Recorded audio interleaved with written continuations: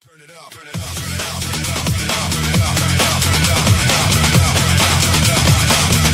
headline, another crisis, another trend. Welcome to the show.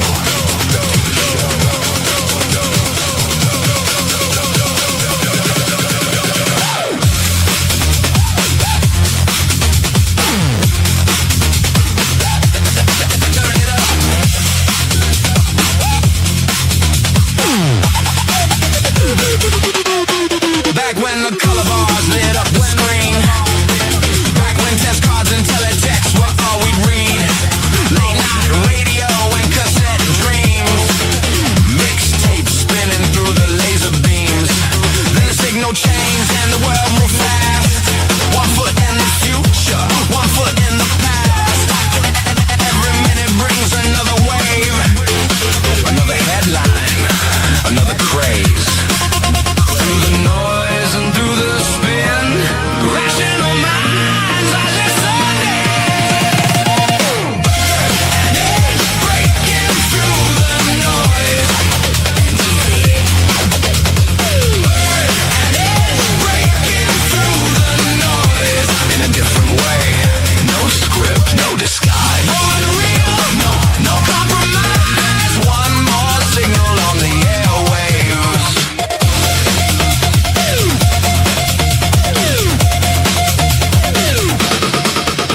A thousand stories moving through the air. Some disappear and some go everywhere. Every question leads to something new. Every picture shows a different view. Through the static and the endless streams. Looking for the things that still feel real. Every chapter, every twist and turn. Another chance to watch and learn.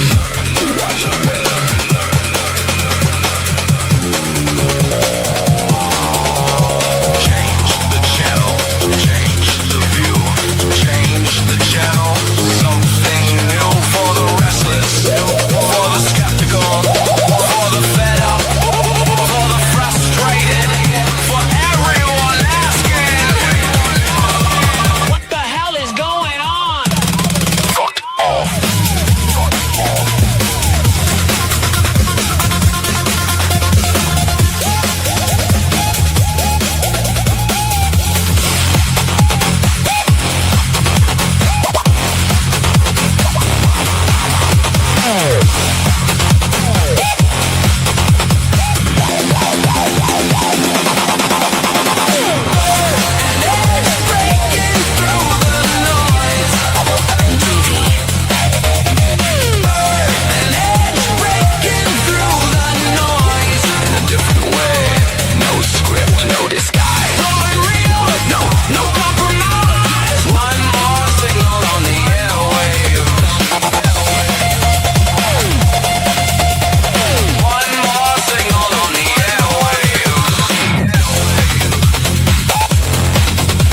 Another headline, another mystery, another signal on the airwaves.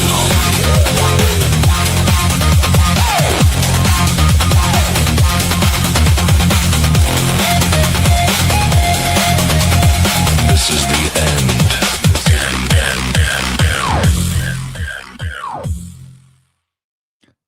Welcome, everyone. Welcome back to NTV, and you're watching the ENDstream, where we take a look at the biggest stories across geopolitics, culture, technology, money, and everything in between. We've got a lot to get through, from Trump threatening Oman as tensions around Iran and the Strait of Hormuz escalate, to the US shifting its military focus towards Iran and Latin America, while the global energy battle heats up around oil exploration in South Africa and Greenland. Ukraine is also seeing some of the biggest drone attacks of the war, with Kyiv looking at longer-range weapons while questions grow over its Patriot missile supplies. Across Europe, Turkey is losing patience with the EU. People within the EU are losing patience with the EU as well. Brussels faces questions over how it will fund another huge Ukrainian loan. Greece is seeing a surge of like bankruptcies, and even Eurovision is getting caught up in geopolitics. What a surprise. It always is.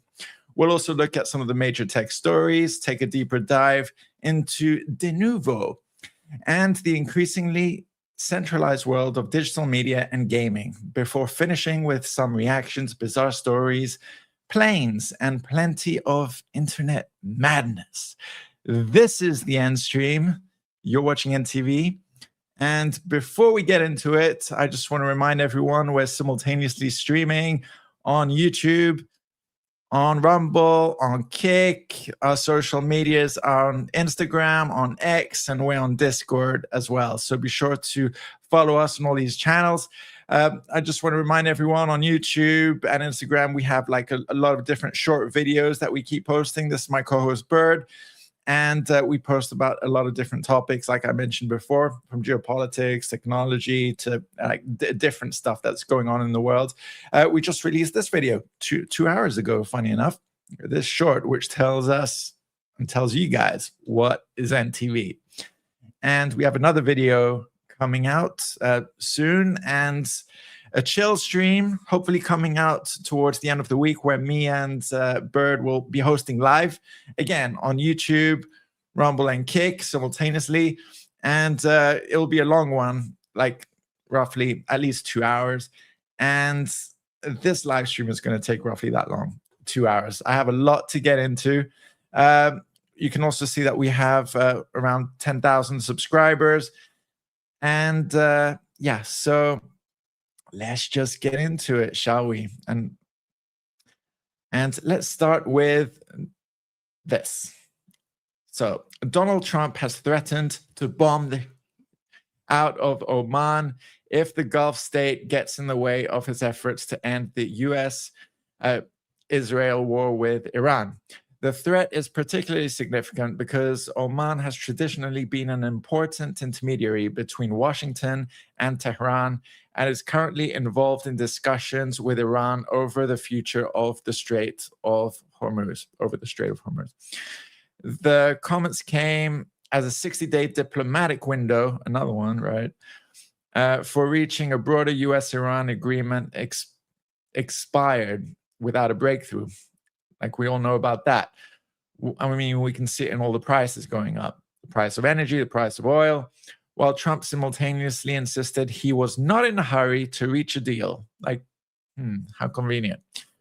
While the rest of the world is like paying a lot of money. I mean, you saw it in the title of this video, right? Okay, so with the Strait of Hormuz crucial to global energy supplies, the confrontation raises further questions about Washington D.C. strategy in the region and the increasingly strained relationship between the U.S. and one of its Gulf partners, right? Let's have a look where Oman is, right? Let's go to Google Maps. So Oman is this huge country bordered by Yemen to the southwest, Saudi Arabia, and the United Arab Emirates over here. So it has oil, it has reserves, and right, let's keep moving on. So, okay, let's have a look. Let me just refresh this. It probably didn't load properly. This is from Associated Press. And over here, let's have a look. Shipping through the Strait of Hormuz, US President Donald Trump made a threat that he would bomb Oman if it got in the way of a deal. Details have previously emerged that Oman and Iran would reopen the strait with ships entering through a route close to Iran and exiting through a route close to Oman without paying fees or tolls during an interim. All right, so it's nothing I just didn't mention. All right, so basically, they're saying that the wider Middle East situation remains tense as Oman works with Iran on a potential arrangement concerning the strategically vital Strait of Hormuz, while Trump threatens military action if Oman obstructs U.S. objectives. The strait has effectively been closed to normal shipping during the conflict, creating enormous implications for global energy markets, while Iran continues talks with Oman despite Trump's warnings. At the same time, fighting and diplomatic tensions continue elsewhere, including attacks claimed by Yemen Houthis against Saudi-linked naval vessels and renewed disagreements between Israel and the US over proposed Gaza peace plan. The story illustrates how attempts to end the Iran war are becoming entangled with the future of regional shipping, energy security, and the broader Middle East conflict. So over here, we have an article from the Canadian Press, and basically they're saying that after more than 200 people were reportedly killed in US military strikes against suspected drug trafficking boats off Latin America, the Trump administration is expanding the campaign onto land. The Pentagon has announced agreements with Colombia, Honduras, and Ecuador for joint operations targeting criminal and designated terrorist groups, while US forces and intelligence operations are also becoming increasingly active elsewhere in the region. Supporters argue the approach represents a tougher response to powerful drug trafficking organizations, but critics warn that expanding US military operations could violate national sovereignty and increase risk of civilian casualties. The development marks one of the most significant expansions of direct US military involvement in Latin America in decades. So we have like more stories about the US, and it's linked to everything else. The US is withdrawing its last aircraft carrier from the Asian region as the Trump administration increasingly concentrates American military resources on the war with Iran and security priorities in the Western Hemisphere. The shift represents a significant change in US force posture at a time when Washington has traditionally emphasized its military presence in the Indo-Pacific as a counterweight to China. The redeployment raises questions about whether the US is temporarily accepting greater risk in Asia while dealing with conflicts elsewhere, or whether it signals a broader strategic reorientation under Trump towards the Middle East and the Americas. The move also comes amid wider debates about US military readiness, stretched resources, and the demands created by multiple simultaneous theaters. All right, let's have a look. So over here, so we go to South Africa right now.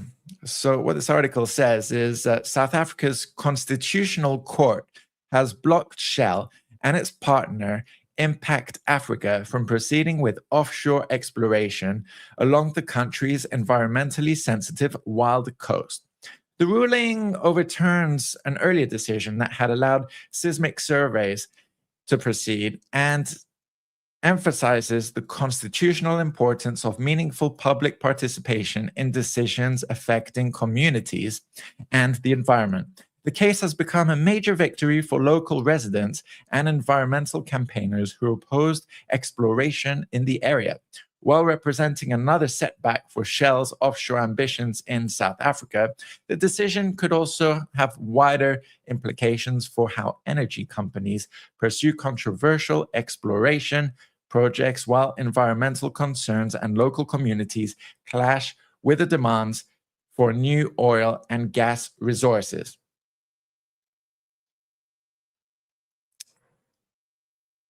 A controversial US oil venture with links to figures in Donald Trump's political orbit has run into a major roadblock in Greenland.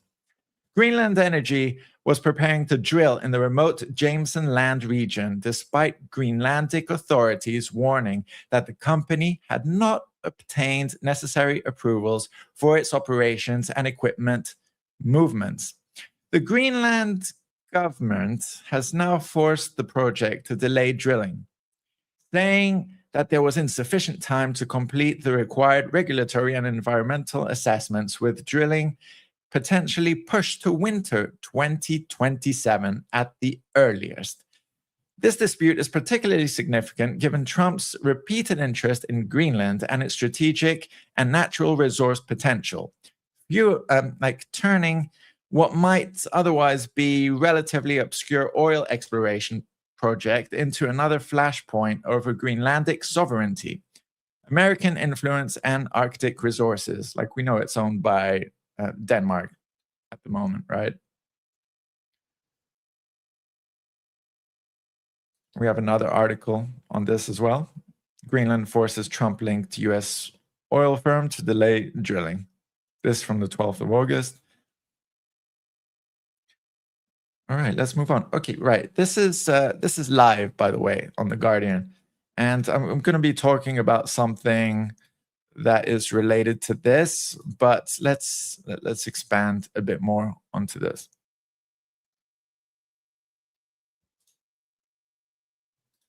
Because I have some other sides. So let's have a look at what's going on. Oh, right now we're going to be talking about the Ukraine conflict, because they don't really talk about it on the news. Well, I mean, they do, but they don't. I think it's a bit underreported, but let's have a look. And Ukraine has launched one of its largest ever long-range drone offensives against Russia, with more than 600 drones reportedly targeting Moscow, the Moscow region.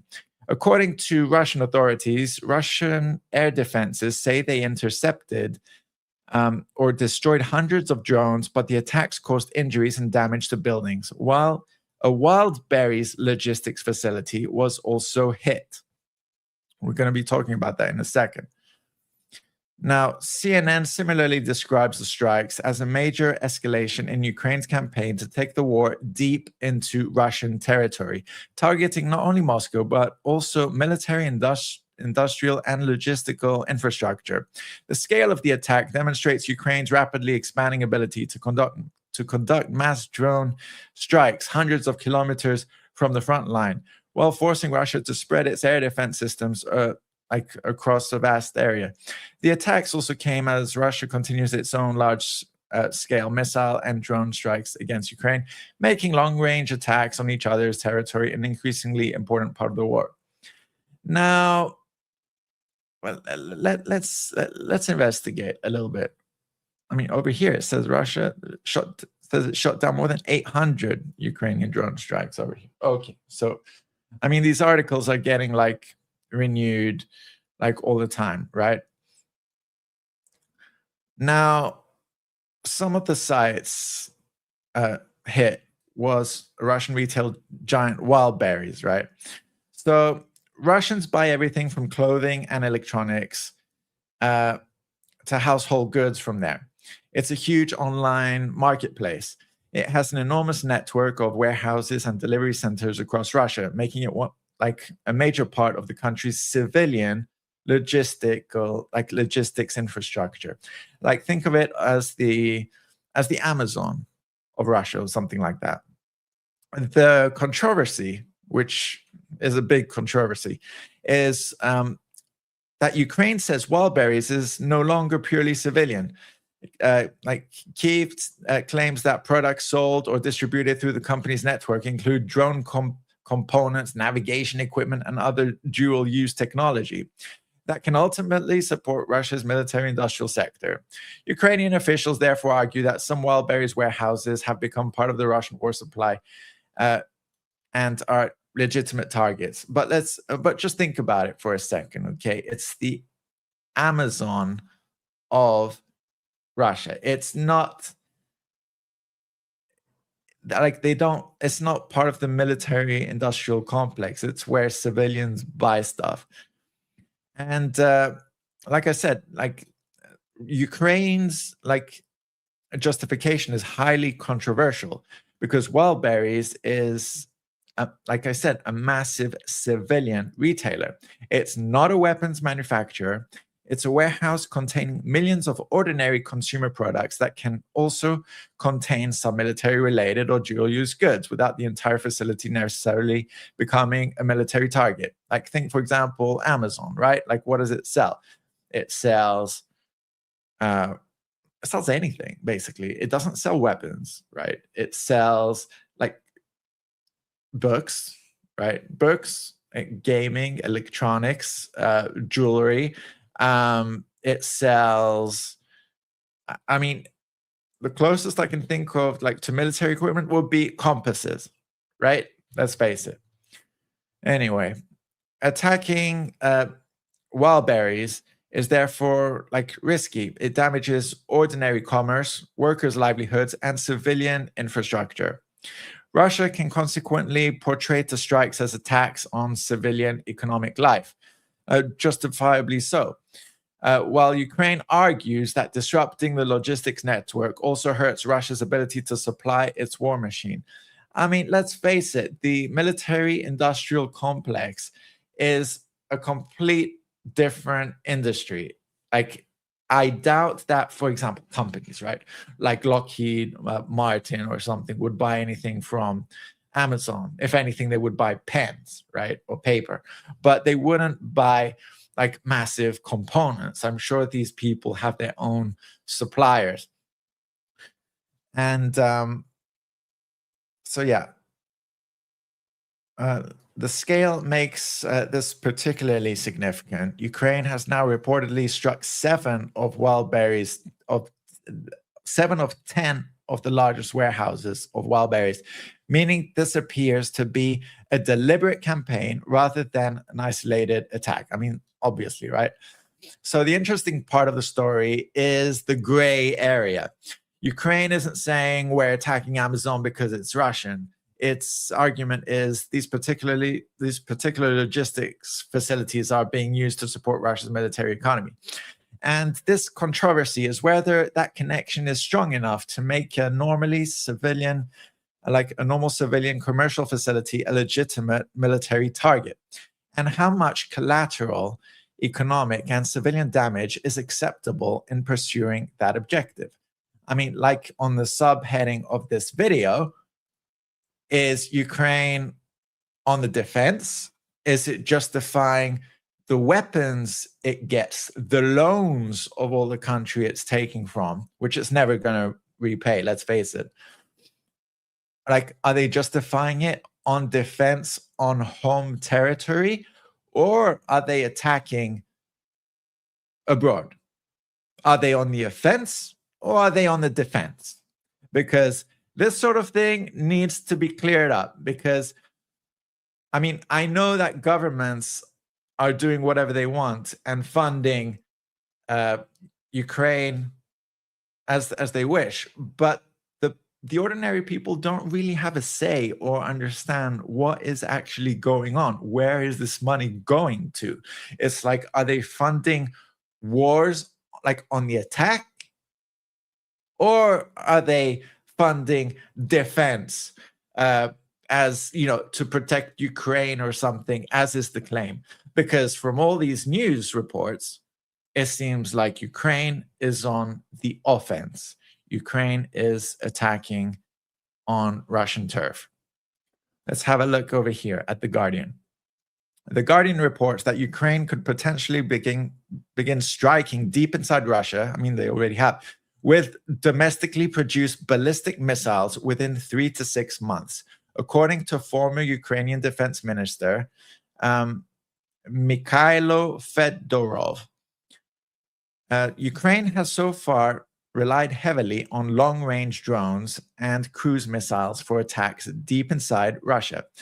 But ballistic missiles would represent a significant technological step, because their much greater speed would make them considerably harder for Russian air defenses to intercept.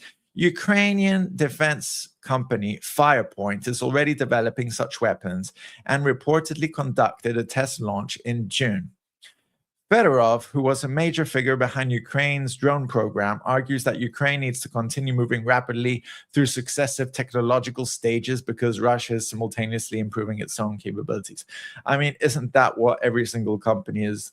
Country. I said company. I mean, it's like as if all these countries are companies of the military-industrial complex. In fact, they're hiring them, but it is the war machine, right? All right, let's move on over here. BBC. We usually don't like follow news from the BBC because it's pretty mainstream. But this particular BBC report highlights the growing involvement of British designed, or rather British supplied drone technology in Ukraine's long-range strike campaign against Russia.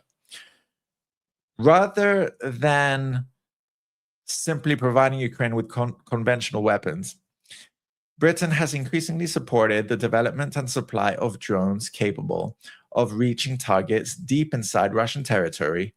These weapons allow Ukraine to attack Russian military infrastructure, industrial facilities, and other strategic targets without putting Ukrainian aircraft and pilots at risk.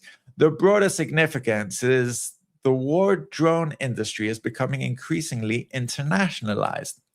Ukraine is combining its own rapid expanding drone production expertise with Western technology and components, giving it an increasingly sophisticated ability to conduct strikes with hundreds of kilometers from the front.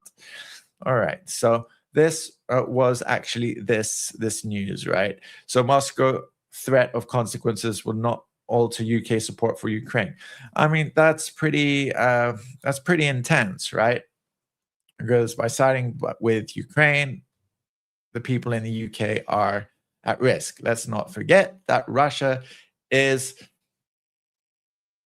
like almost on par with the US regarding the most nukes in the entire world. Like, gotta watch out. Gotta watch out. Like, what are you doing? You have to really be careful about these things. Over here. Where is it? CNN. CNN's report highlights a major weakness behind Ukraine's otherwise impressive air defense network. It has increasingly run short of Patriot interceptor missiles. The problem is not necessarily that Ukraine has lost like all of its Patriot launchers, but that some launchers can become effectively useless when there are insufficient interceptor missiles available to fire. Ukraine has been using Patriots to defend against Russia's most difficult ballistic and hypersonic threats, but sustained Russian attacks have consumed stocks rapidly. At the same time, replenishing those missiles is difficult because production capacity is limited, and the United States and other countries have their own demands. This creates a dangerous imbalance. Ukraine is expanding its ability to attack Russia with relatively inexpensive drones, like we've seen, while simultaneously needing extreme, expensive Western interceptors to defend against Russian missiles. I mean, we keep saying defend, but look at this. Like, just look at this. And the issue, therefore, isn't simply a shortage of launchers. It is the dwindling supply of ammunition needed to keep the launchers operational. Contemporary reporting, likewise, describes Ukraine's Patriot interceptor stocks as having been steadily drained by months of attacks. Let's have a look at this. If it loads. Out in the quiet corn, a moment of absolute desperation. Ukraine's never shown anyone these before. An American-made Patriot air defense launcher. The interceptors they fire, the only thing that can take down Russian ballistic missiles that rain down on Ukraine, are under a huge global supply shortage. But these here are sitting idle, doing nothing, when in Ukraine they could be saving lives almost nightly. Why? They're saving lives? All right.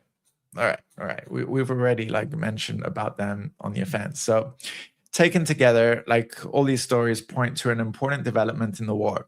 Ukraine is increasingly taking the war deep into Russia with mass-produced drones while trying to develop longer range and eventually ballistic weapons. But its defensive shield is under growing strain. Well, some say 600, other places say over 800 drone assault on Moscow demonstrates the scale Ukraine can now generate. Wildberry shows the expanding definition of what Kyiv considers part of Russia's military infrastructure, and the potential arrival of domestic ballistic missiles would take Ukrainian deep strike capability another step further. At the same time, the Patriot shortage highlights the asymmetry. Offensive drones can now be produced relatively cheaply and in enormous numbers, whereas defending against Russia's ballistic missiles requires scarce and extremely expensive interceptors. Over here, let's have a look. This article from the Defense Post: Turkey to transfer M270 launchers, ATACMS to Ukraine with US approval. So Turkey is reportedly preparing to transfer 12 M270s, like multiple launch rocket systems, and 70 ATACMS missiles to Ukraine, with US approval required because the weapons are American origin. The M270s would give Ukraine additional platforms capable of firing both rockets and long-range ATACMS, while the M39, is it M39? Yeah, M39 ATACMS included in the proposal, like in the proposed deal, have a range of roughly 165 kilometers and carry cluster warheads. The transfer will significantly increase Ukraine's ability to strike Russian military positions, command centers, and infrastructure at operational depth. And the Instagram reel, like I'm going to show you now, appears to be related to the same military development story, but I can't reliably access like the source. Like I don't know exactly where it's from, but let's have a look. Let's just have a look at this. Oh, hang on, it's by Preston Stew. Sorry, my bad. So $280 million worth of munitions is heading to Ukraine thanks to Turkey. This was just announced a few days ago, where this plan is part of Turkey's effort to dispose of older weapons and ammunition while providing Ukraine with systems already compatible in their existing arsenal. And the list here is pretty significant. We've got 12 Mike 270 MLRS launchers. So the HIMARS is the wheeled version, has one launcher pod on the back. The M270 MLRS is tracked, 2 pods, same munitions. They're also sending 70 Mike 39 ATACMS, so the Army Tactical Missile System. That's a long-range strike platform or strike munition. 2,524 227mm unguided rockets with DPICM cluster warheads. DPICM stands for Dual Purpose Improved Conventional Munition Cluster Munitions. We've seen these used pretty effectively by Ukraine against Russian forces as they try to advance. And 47,000 203mm cluster artillery shells. The overall value of the transfer estimated at approximately $280 million. Now, this is pending kind of approval from the United States. So the issue here is these are U.S. weapons that were sold to Turkey, and Turkey is now taking those and selling them to Ukraine. But because they were manufactured in the United States, it requires our approval before Turkey can transfer them to a third party. So Congress has 15 calendar days to review that notification, but unless lawmakers come up with a joint resolution blocking the transaction over the course of those 15, now like 13 or 14 days, the transfer is set to proceed. And I'd be surprised if anyone steps in to block this. The only one on here that we are actively using and could use more of are the ATACMS. Certainly used up a lot of those during the war with Iran, but I'm not sure that we would necessarily be buying 70 at a time back from Turkey. The rest of these, without a doubt, likely to get signed off on and end up in Ukraine here in the next few months. Wow. Okay. So that was pretty enlightening and pretty on point. So the thing is the military industrial complex doesn't really want, like, the US doesn't want to buy back like weapons. Like, in their interest, they want the latest things, like newly produced things. And even though they might not agree to this deal of Turkey selling like all these weapons to Ukraine, like, even though they might not agree or sign on it, if they don't do anything about it, the deal will go through because there's like a time limit. But officially, the US has responsibility of these weapons. It's in the terms of Turkey having these US produced missiles. So ultimately, the responsibility goes on the US. But also, Turkey has to be careful because by siding with Ukraine, they will go, like, Erdogan won't be on like Russia's side either. So this whole geopolitical game, I mean, we've seen like the UK like manufacturing missiles for Ukraine. We've seen like Turkey wanting to sell like missiles to Ukraine. And it's getting really dangerous because this isn't just money. It's not this deal, which is 280 million. Like, if you ask yourself, what price would you put on one person's head? And I would tell you that for example, for your parents or whatever, it would be immeasurable. It would be way over these millions. So it's pretty intense. Right. Let's have a look at what's going on in the EU, shall we? Or rather, Europe. Let's go to Europe. So over here we have an article, and over here this says Turkish President Erdogan says joining the EU is no longer a strategic priority for Turkey, blaming Brussels for the long-running failure of accession negotiations. Turkey formally applied to join the European Economic Community in 1987 and became an EU candidate in 1999. But negotiations have effectively stalled for years and dispute over democracy, rule of law, human rights, and Turkey's relationship with Cyprus.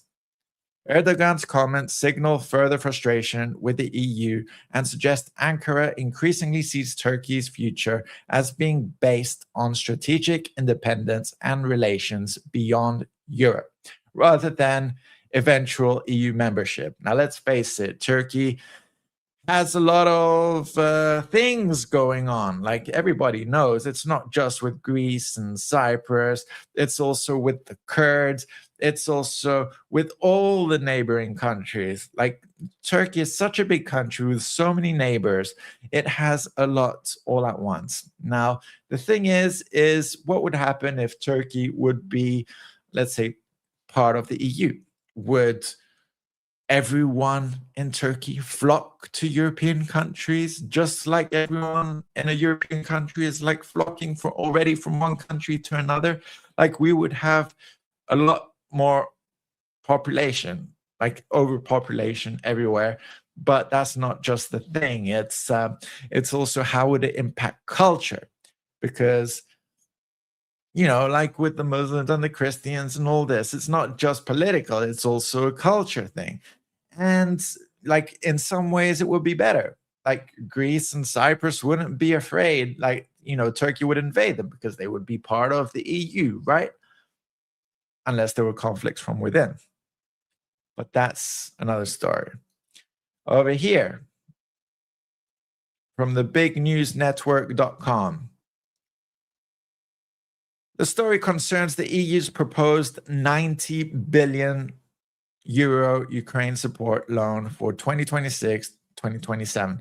Now, they just keep on getting these loans. Like, we're talking crazy numbers. The story concerns the EU's proposed loan intended to provide Ukraine with military assistance and general budget support. The criticism from an MEP is that although the EU has agreed on the headline amount, there's still a political dispute over who ultimately carries the financial risk and how the borrowing will be funded and repaid. The European Commission says the loan will be financed through EU borrowing and that its 2027 budget already provides 1.15 billion euros associated debt service costs. But critics argue that European taxpayers and member states could ultimately be exposed if Ukraine cannot be repaid. I mean, no shit. Like, everyone in Europe is already facing money problems because we can't afford energy over here. We can't afford anything. Can't even afford cars. Can't even afford rent. Can't even afford shopping. Can't even afford a save. Like, what are they thinking? It's like a broke person going to a bank and getting a credit card, getting a loan. It just makes no sense. It makes no sense about who's going to repay this money or where it's going to come from in the first place. Like, are these banks printing money? Where is this money coming from? Who is responsible? Who is doing this? And why? And this is another thing. Okay, so here at NTV and on the ENDstream and on the chill stream and in the shorts and in our social media and everything, we do not take sides at NTV. We're not on the left, we're not on the right, we're not centrist or anything like that. We are for the everyday person.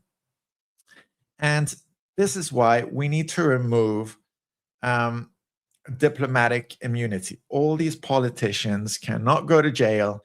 Like, if you take them to court, nothing will happen. Like, they are immune. It's like Xerxes from the movie 300, the Frank Miller one. Like, these politicians see themselves as immortal. They see themselves like pharaohs, like gods, like a physical god. This is how each politician in the EU and all over the place see themselves. They are untouchable. This is why diplomatic immunity needs to go. Like, I cannot take this anymore. Politicians need to be accountable for their own actions. We need to be able to take politicians to court. They need to be tried. They need to be tried because this money is not coming out of their own pockets. It's coming out of the everyday person. This applies to every single country in the world, in my opinion. All right, let's go to Greece, holiday destination, right? So the Greek Reporter article highlights the deterioration in Greece's business environment, with business bankruptcies reportedly rising 46%, while the creation of new businesses has slowed. The concern is that although Greece's headline economic figures remain relatively positive, oh, great, let's have a look.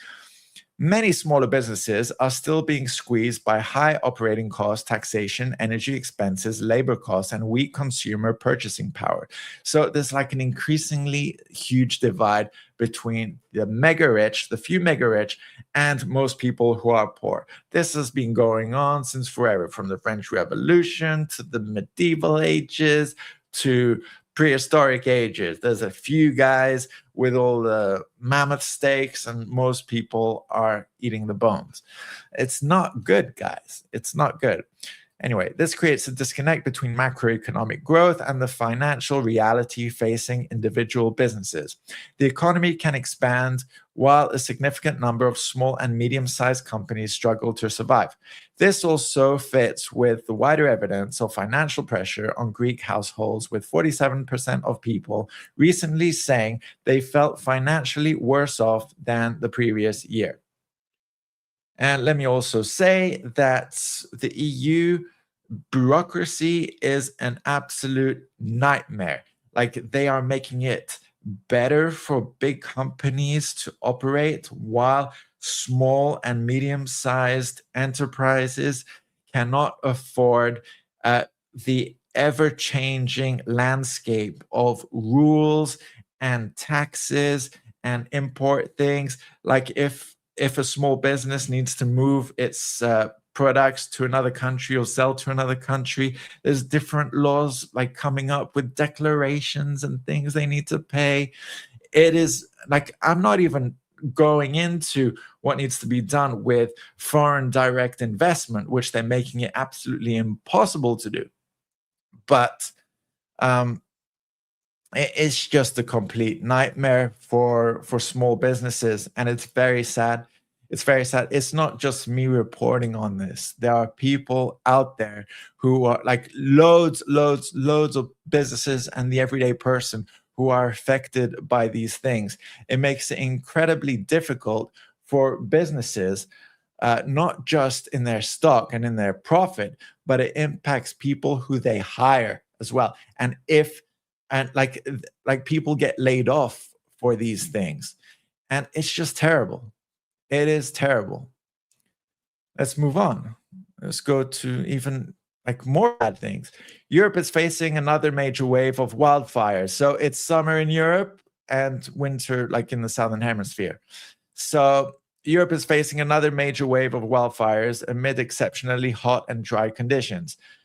On Salamis, which has the capital Salamina, which is known for Themistocles, like you've probably seen 300 Rise of an Empire, the guy who in fact warned of the Persians coming, and there was the giant like naval battle over there. Anyway, in ancient times. Anyway, so on Salamis near Athens, an elderly couple died as fires spread rapidly through populated areas, forcing more than 500 people to evacuate. Meanwhile, Belgium, out of all places, suffered what was described as its largest modern wildfire, with around 3,000 hectares burned in the High Fens Nature Reserve near the German border. Hundreds of firefighters, supported by aircraft and helicopters from several European countries, fought the blaze while nearby communities were evacuated.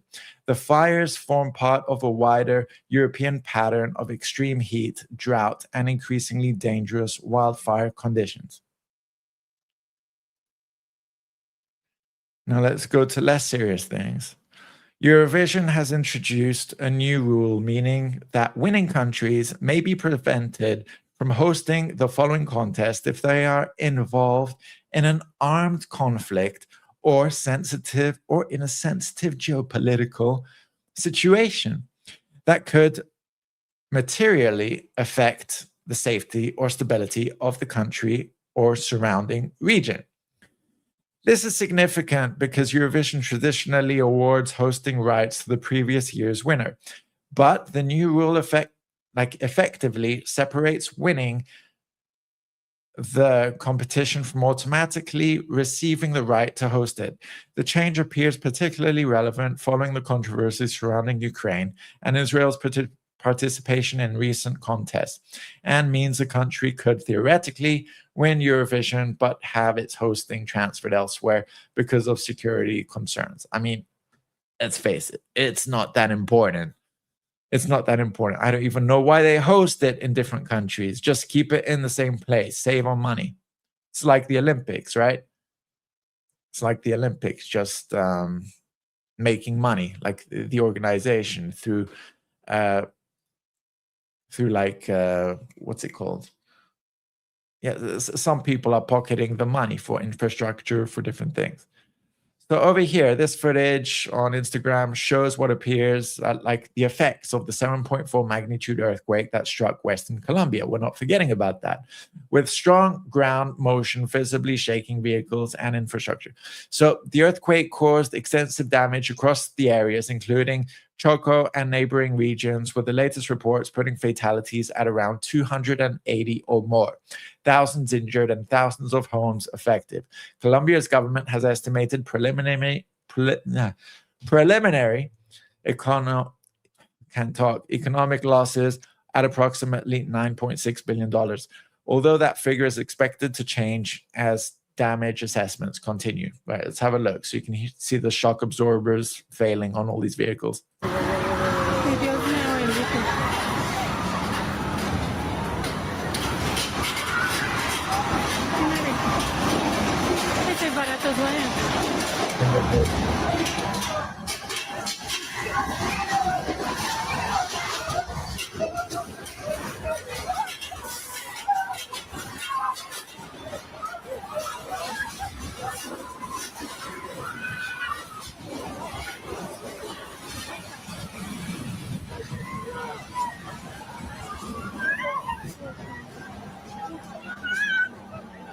Oh my God, that building fell down. It was terrible. And this is probably an aftershock as well. And I just want to remind everyone that this was a 7.4 magnitude quake, and every number above So when it goes from 6 to 7 to 8, it's 10 times as bigger. So yeah, scary stuff. Let's move on to other news. This from Unilad. And over here, a $300 million yacht owned by Mark Zuckerberg launchpad became the subject of criticism after a small vessel off Alaska ran out of fuel and radioed for assistance while the yacht was nearby. However, Zuckerberg's spokesperson said the yacht's crew did not hear the initial call because they were monitoring a different radio channel. By the time they became aware of the situation, another vessel, the cruise ship Wilderness Legacy, had already responded and towed the stranded boat to safety. The U.S. Coast Guard subsequently determined that the incident was not an official distress call, but a marine assistance request, meaning the yacht was not legally requested to intervene. The controversy, therefore, centers more on the the perception of a $300 million super yacht ignoring people in trouble than on an actual legal failure to rescue them. All right, let's move on to other stuff.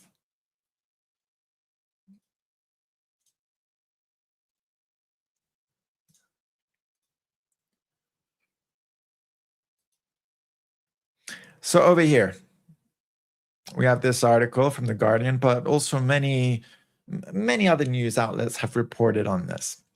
So this is about Jason Arday, 41, a sociology professor who became Cambridge University's youngest Black professor when appointed in 2023. He was found dead at his home in South London on the 14th of August, shortly after resigning from Cambridge, amid intense scrutiny over allegations of plagiarism and inconsistencies in aspects of his academic and personal history. So he probably, faked the CV. Arday denied the plagiarism allegations, and an early investigation, or plagiarism, I think he might have copied like his dissertation or something from someone else's. I'm not justifying this, it's just not good, but I'm just saying what it could have been.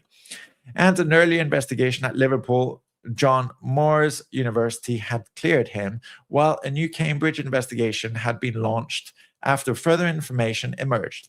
His case had generated enormous media attention and online abuse, with his family saying the sustained accusations and speculation had taken an overwhelming toll on him. Police are treating his death as unexpected, but not suspicious, and the cause of death had not been established. So it's not suspicious, but they still have yet to determine the cause of death. His death has since triggered a wider debate over academic accountability, Cambridge's handling of his appointment, media ethics, and whether the public scrutiny became disproportionate. So Cambridge, I think, together with like Eton and Oxford and all these things, are very posh universities, and you usually need somebody to like recommend you to get in, or it's not just the grades, guys. Usually it's in closed circles. But I'm just saying, we don't know why he's dead, but there were those other things as well. All right, let's move on. So if anyone's seen Heroes, or I think, what is it, Scream? Oh my God, hang on a sec. Let me just, there you go. So if you've seen Heroes, you know who she is. She's the cheerleader, save the world. Hayden Panettiere. Well, so I'm just going to call her Hayden from this, because I think in Italian it's Panettiere, but she's known as Panettiere. So Hayden's death at just 36 has taken on particular significance because it came only months after she publicly opened up about the experiences she believed contributed to her addiction and personal struggles.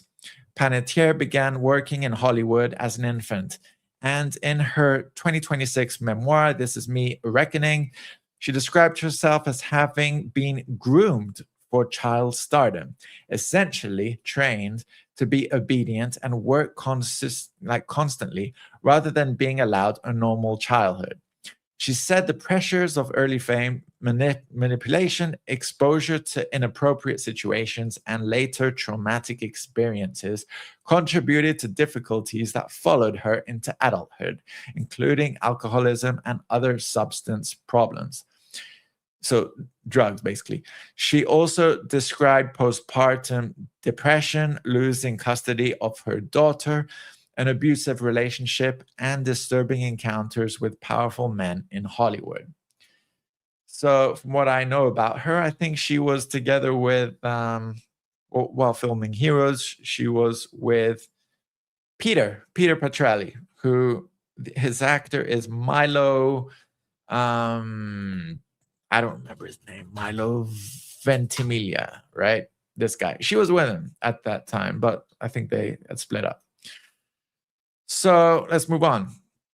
So the timing is particularly tragic. So she died on the 16th of August, only about 3 months after the memoir was published, and after she had begun speaking publicly about her past. She was found unresponsive at her residence in South Carolina, with emergency dispatch referring to a possible overdose and cardiac arrest. And Narcan was reportedly found at the scene. An autopsy found no trauma, and authorities have said that there was no apparent foul play, but the official cause and manner of death remain under investigation. So it would be premature to say that an overdose caused her death, even though it likely did, but who knows for sure. So, yeah, so a lot of articles are like talking about this from USA Today and over here from Yahoo News. And it also like talks about, well, this one over here is actually from May, right? So, and this one over here from USA Today was like from mid-May, okay? And this was probably to promote her memoir, This Mere Reckoning, like May 19th. And so was this Yahoo News article. This is from 15th of May, by the way. Being groomed as a child actor led to addiction. And now, like after May, now in August, like she's dead. So, and over here. So this is from Variety, Hollywood failed Haley. So what makes her collection of what makes these collection of articles that I've shown you right now, especially powerful, is the tragic connection between her memoir and her death. She had spent the final months of her life trying to explain Hollywood's treatment of her as a child affected like how it affected her development, mental health, and addiction. She had been exposed to adult situations while still very young, and that she was not always capable of recognizing when she was being placed in danger. Her memoir also describes sexual harassment and predatory behavior she encountered as a teenager and a young woman, I think while filming Heroes as well, although she did not publicly identify some of the people involved. And over here, this article from Variety, it therefore goes beyond simply blaming the industry for her health. The broader criticism is that Hollywood benefited from her talent and image from infancy while failing to adequately protect a child who was placed into an adult entertainment environment. Panettiere herself connected her childhood conditioning to her later difficulties, saying that being trained to perform and obey from such a young age affected how she dealt with pressure and trauma. At the same time, it is important not to reduce her life to addiction or victimhood. She had a substantial career in Heroes, Nashville, Scream, like one of the intro scenes, and Until Dawn, which is the video game. And her memoir was an attempt to reclaim control over her own story. So yeah, it's pretty sad, and it is what it is, unfortunately. So, so over here, like through these articles, we portray the death of a woman who was, she had just started speaking openly about her child's stardom, exploitation, trauma, addiction, and Hollywood culture. that had shaped her life. However, the exact cause of her death is still unofficially unresolved. So the connection between her past addiction and her death should be described as context rather than an established cause. I think she also mentioned something about a famous British singer who indecently exposed himself to her at a young age, which was traumatic, according to her. But yeah, let's move on. Tech section. So over here, Elon Musk is reportedly considering a $16.8 billion project to construct an enormous manufacturing complex in the US, potentially becoming the world's largest building. The proposed facility would reportedly cover around 1,736 American football fields, making it so large that the scale is difficult to visualize. The idea is connected to Musk's ambitions to massively expand manufacturing capacity for Tesla, SpaceX, and other ventures. Although the project remains a proposal rather than an approval, under constructed building, the attraction is essentially economies of scale, bringing huge numbers of manufacturing operations under one roof, which would allow Musk's companies to produce vehicles, robots, batteries, and other technology at unprecedented volume. Account, do not ignore this warning. Saying if you have a Gmail account, right, don't ignore this warning. So this is from an Instagram person called Lori Grainer Shark. She's always like fear mongering what's going on, but let's just have a look. Gmail account, do not ignore this warning. Google doesn't want you to know this, but they've been allowing AI to scan every single one of your emails. And I'm talking about everything. Your financial documents, your tax information, your personal conversations. All of it is being scanned by AI without you even knowing it. But here's the good news. You can turn it off in like 30 seconds. Here's exactly how to do it. First, go into your Gmail inbox and click on that little gear icon in the top right corner. Then click on See All Settings and scroll down until you find Smart Features and Personalization and Smart Features in other Google products. This is what we're looking for. Under Smart Features and Personalization, you're going to want to uncheck that box and turn it off. Then under Smart Features in other Google products, make sure both of those checkboxes are turned off too. And once you've done that, just click Save Changes and you're all set. Your emails are now protected from AI scanning, and Google can't access your personal information anymore. So do this right now while you're thinking about it, and then share this with your friends and family so that they can protect themselves and their privacy too. All right, so this Instagram claim concerns Google's increasing use of AI to analyze Gmail content, particularly for features such as spam detection, smart compose search, categorization, and personalized assistance. The important distinction is that Google has long automatically processed Gmail content using software. But the expansion of generative AI has raised new concerns about how much email content is being analyzed and what users are agreeing to. Claims that Google is simply having humans read people's emails are misleading. The controversy is primarily about automated AI processing, privacy, and whether users understand or can control how their data is used. Let's talk about something else now. So I'm going to go on a deep dive, right? And let's talk about all this. Let's talk about what's going on over here.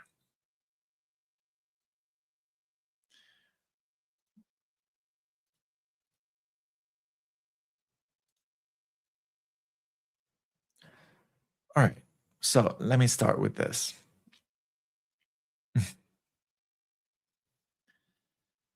So you buy a PC game, you download it, you install it, and somewhere inside the game is a piece of software that millions of PC gamers absolutely hate. Denuvo. For publishers, it's protection. For pirates, it's a target. For some gamers, it's particularly a 4-letter word. But here's a question you might never have asked. Who actually owns Denuvo? Because Denuvo isn't just some mysterious DRM company floating around the internet. It sits inside a much larger corporate structure. And that structure stretches across Austria, the Netherlands, South Africa, and France. And if you follow the trail far enough, you eventually arrive at one of Europe's biggest entertainment companies, Canal Plus or Plus, Canal Plus. All right. And you've probably heard of that, like from movies and TV channels and stuff like that. And it's a production company. But that's only half of the story, because Denuvo also has a fascinating history involving Sony, an underground army of game crackers, controversial figures like Voxy and Empress, and a technology battle that has been going on for years. And there's another question we need to ask. What is Denuvo actually doing to your PC? Does it slow your games down? How invasive is it? Is it spyware? And why would an entertainment empire that stretches from satellite television to streaming and sports also have its fingers in one of the biggest DRM companies in gaming? Today, we're going to follow the entire trail, because this isn't just a story of DRM. It's a story about who controls your entertainment. So let's start with the obvious question. What is Denuvo? The name usually refers to Denuvo anti-tamper. It's technology designed to make games much harder to reverse engineer, modify, and crack. And the basic idea is actually pretty simple. A publisher spends years making a game, hundreds of developers, millions of dollars, marketing, distribution, and then the game launches. The publisher wants those first few days and weeks to generate as many legitimate sales as possible. But what happens if the game is cracked on day one? Suddenly, the game can be copied and distributed without paying the publisher. So Denuvo's objective isn't necessarily make piracy impossible forever. It's more make piracy difficult enough that it takes time. And that distinction is extremely important. If a game takes 6 months to crack, the publisher has potentially had 6 months of protected sales. That's why Denuvo became so important to major publishers. But Denuvo didn't begin as some giant multinational DRM empire. Its roots go somewhere much more interesting. So the roots of Denuvo go back to Sony DADC Digitworks. Sony DADC, which is Digital Audio Disc Corporation, was a Sony-owned business involved in physical media manufacturing and digital technologies. And yes, Sony DADC really was part of Sony. Sony's involvement with the business dates back decades, and Sony's DADC became part of the wider Sony corporate structure. And this matters because Sony DADC wasn't simply manufacturing CDs and DVDs. It was involved in technologies surrounding digital media, including copy protection. One of the best-known products associated with this history was Secure-ROM. Secure-ROM was an earlier form of PC copy protection, and that technology forms part of the family tree that eventually leads us to Denuvo. But here's the interesting point. Sony did not eventually become the owner of Denuvo. Instead, Denuvo emerged through a management buyout of Sony DADC Digitworks that created the independent Denuvo business. So the history looks roughly like this. So Sony DADC, Sony DADC Digital Works, management buyout, and then Denuvo. Sony therefore has an important place in Denuvo's history, but Sony isn't sitting at the top of Denuvo, at the Denuvo ownership chain. That comes later.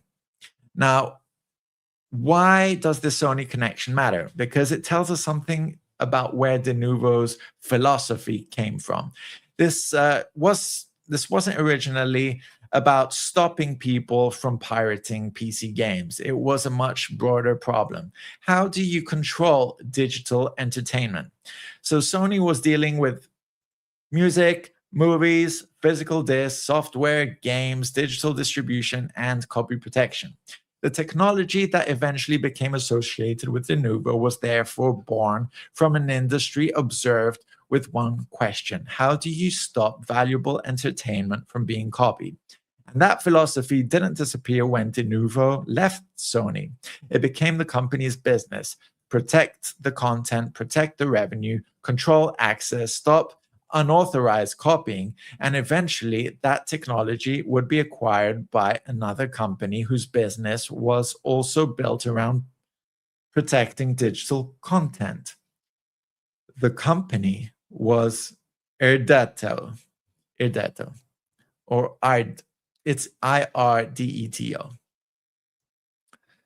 So in January 2018, Irdeto acquired Denuvo. Here's the original acquisition report. Over here. I mean, this is from Engadget, right? So, and this is where the story gets much bigger because Irdeto wasn't simply another gaming company.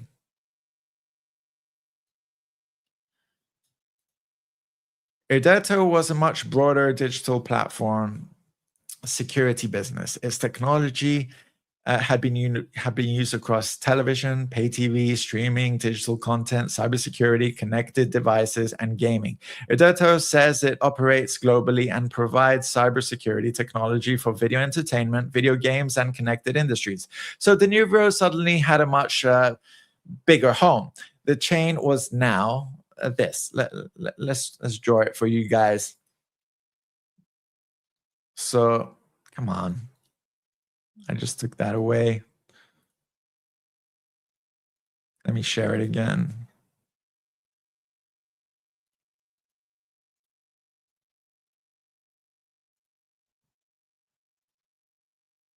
All right, let's play with paint for a second. So let me write it over here. So over here we have Denuvo. Then we have like an arrow going down. So it's kind of like this. And then we have Irdeto. And Irdeto's headquarters are in the Netherlands, right?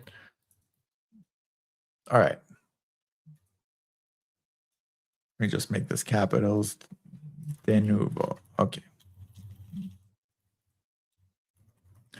All right. So Netherlands. So this is where the geography becomes interesting. Irdeto is headquartered in the Netherlands, and Irdeto is part of the MultiChoice group. So suddenly we've gone from hang on a sec, because it's getting confusing. So Denuvo was actually an Austrian company. Or actually headquartered in Austria. And then Irdeto over here. Hang on a second. Let's fix this. It's getting confusing already. So it's owned by MultiChoice. So it gets acquired by MultiChoice, I think in 2015.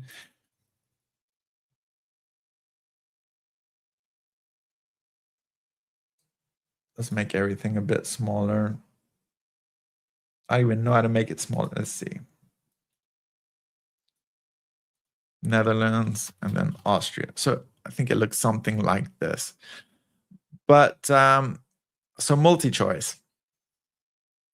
So it goes like that. MultiChoice South Africa. Over here. So MultiChoice is above Irdeto in the ownership chain. MultiChoice explicitly describes Irdeto as a 100% owned subsidiary, so the structure isn't Denuvo, MultiChoice, Irdeto, it's MultiChoice, Irdeto, Denuvo. And what's important, what's kind of interesting, is that Denuvo in the past was owned by MultiChoice, even though it was Denuvo was owned by Sony. So it's really like complicated. Now, you might know MultiChoice by some of the brands, so like DSTV, GoTV, Showmax, Supersport, Mnet. MultiChoice is one of the biggest entertainment groups in Africa, and that makes Erdeto's position particularly interesting because Erdeto isn't simply protecting somebody else's television business. It's part of the technology infrastructure surrounding a huge entertainment operation.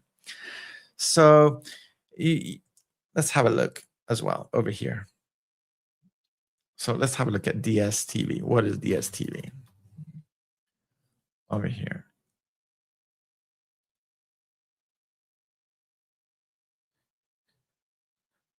Or actually, let's look at the Wikipedia for this.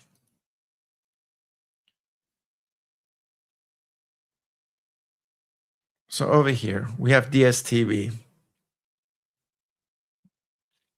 I mean, they have so many like television services, like, oops, let me share it.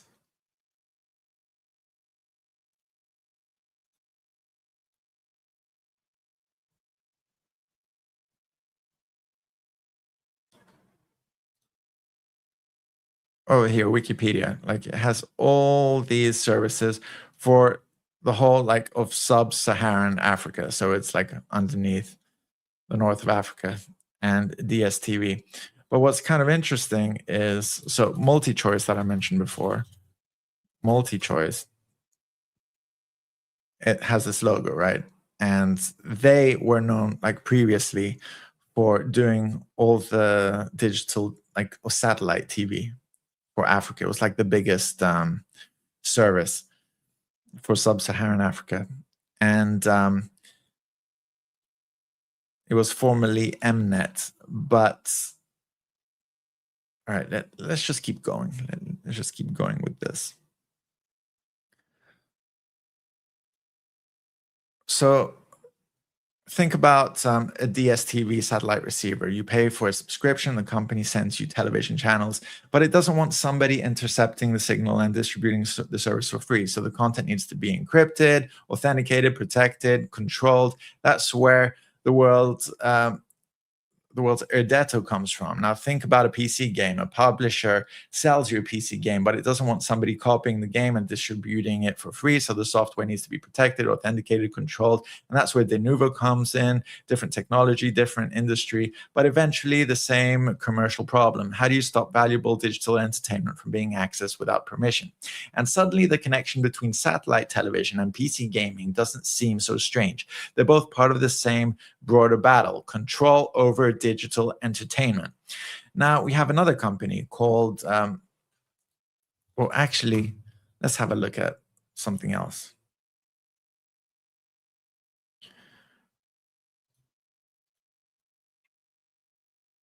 Let me just share it.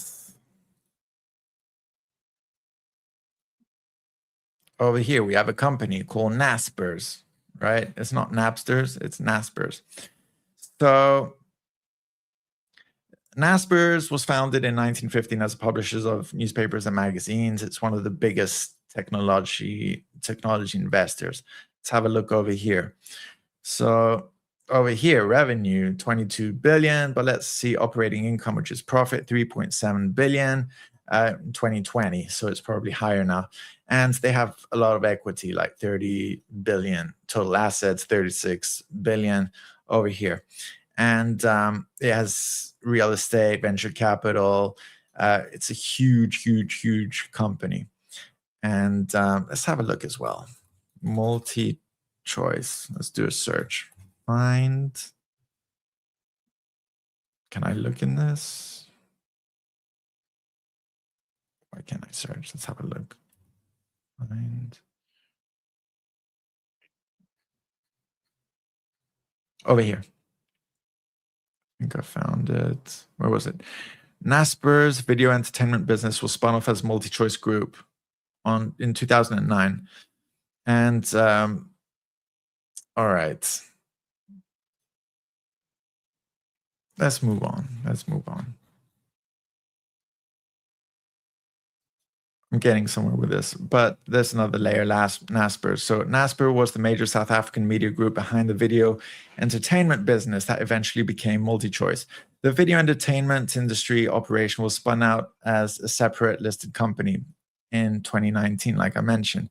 So that's so the trail is like South Africa, MultiChoice, Erdeto, Netherlands, Denuvo, Austria. And we're still not at the top because then France enters the picture. Enter Canal Plus, right? Canal Plus, a French entertainment giant. Canal Plus had been building its position in MultiChoice before eventually obtaining effective control of the company in 2025. So recently, Canal Plus's corporate information on the transaction is over here. Oh, come on, let me share it again.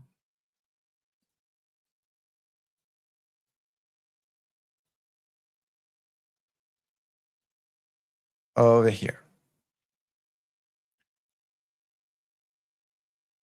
So this is the moment the corporate map changes because we have Canal Plus in France, then we have MultiChoice.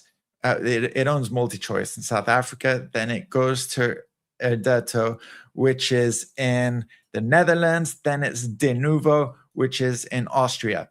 So if somebody says Canal Plus bought Denuvo, that's technically too simplistic because Canal Plus doesn't directly own Denuvo. It gained control higher up in the chain through MultiChoice. So the accurate description is Denuvo is indirectly under Canal Plus's corporate control through MultiChoice and Erdeto.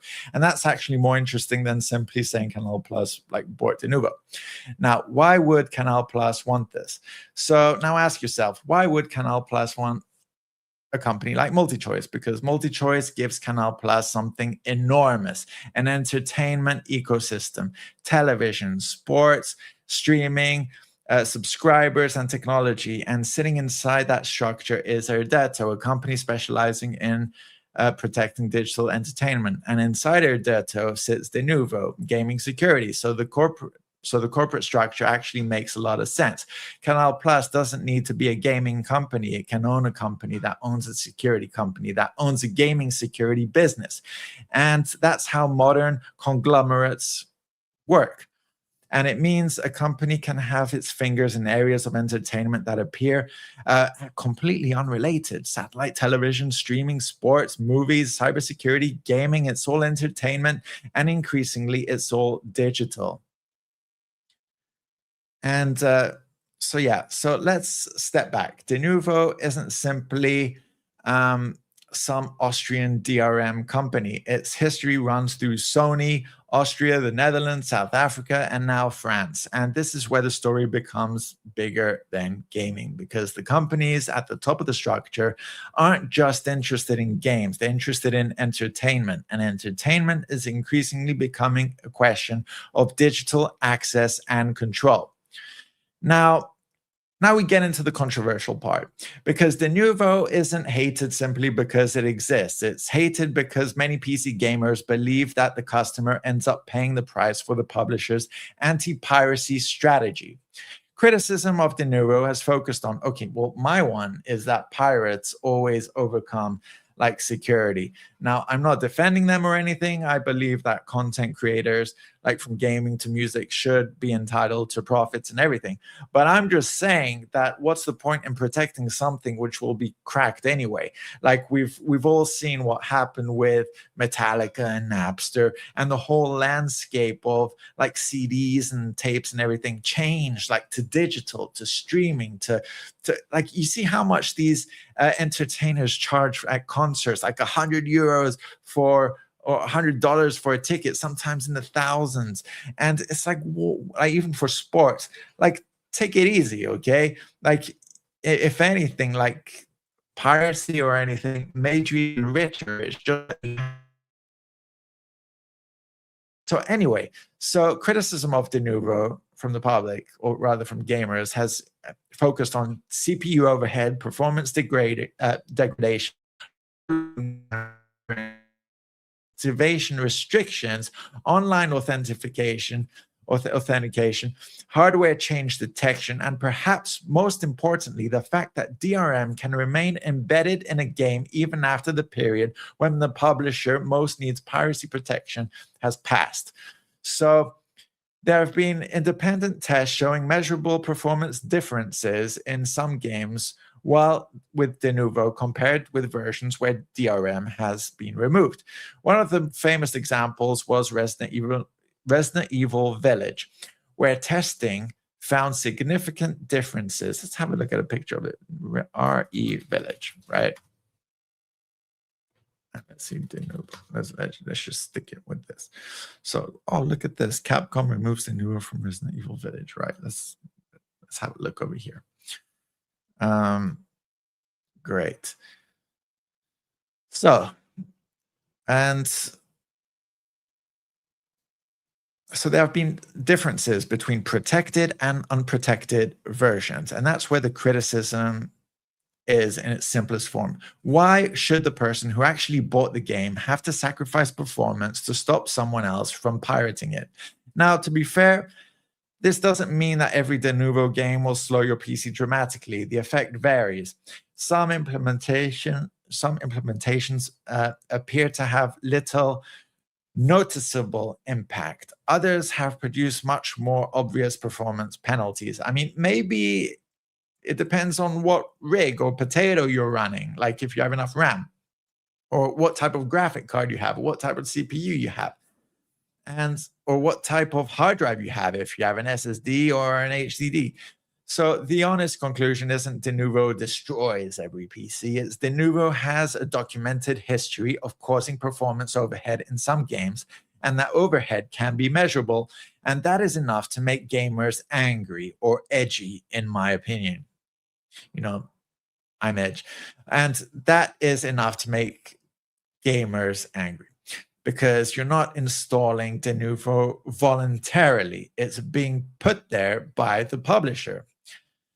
So is Denuvo spyware? And let's look at one of the biggest accusations you'll see online. Is it spyware? Well, it depends on what you mean exactly. If by spyware you mean software designed to steal your personal information or spy on everything you do, there isn't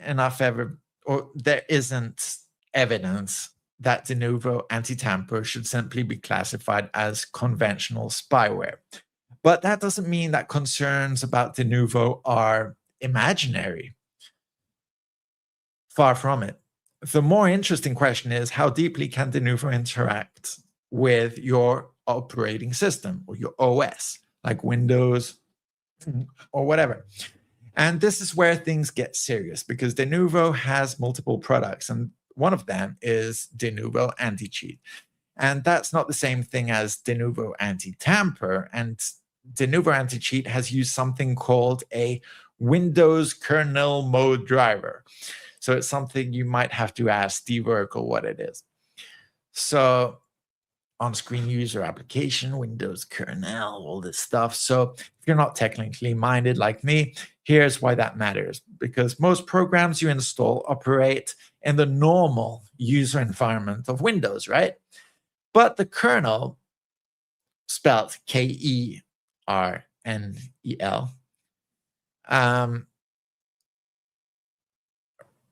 is at the heart of the operating system. Kernel mode software operates with extremely high privileges, which means like permissions, right?